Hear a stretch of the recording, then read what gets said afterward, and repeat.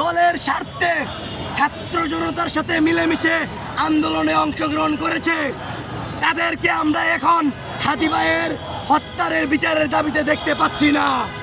আমরা দেখতে পাচ্ছি না যখন বিপ্লবী ছাত্র জনতার উপরে আঘাত হয়।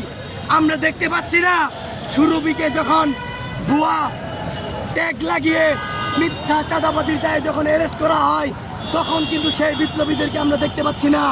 আমরা তাদেরকে বলে দিতে চাই, আপনারা যারা রাজনৈতিক ফায়দা নেওয়ার জন্য জুলাই গণ অভ্যুত্থানে আন্দোলন লড়াই সংগ্রামে অংশগ্রহণ করেছেন, কিন্তু এখন বিপ্লবীদেরকে মাঝপথে রেখে গিয়েছেন, আপনাদেরকে আবারও বলি, সেই বিপ্লবীরাই আপনাদের চেয়ার টেনে টেনে নামাবে ইনশাল্লাহ বলে দিলাম। কথাটা মাথায় রাখেন। একই সাথে বলে দেই, সারা বাংলাদেশের মানুষের হৃদয়ে রয়েছে হাদি ভাই। হাদি ভাইকে যারা কুরুক্তি করে কথা বলবে তাদেরকে চিড়ে খায় ফেলবো, একদম বলে দিলাম। কয়েকদিন আগে বলে দেখেছি বিএনপির নীলুফার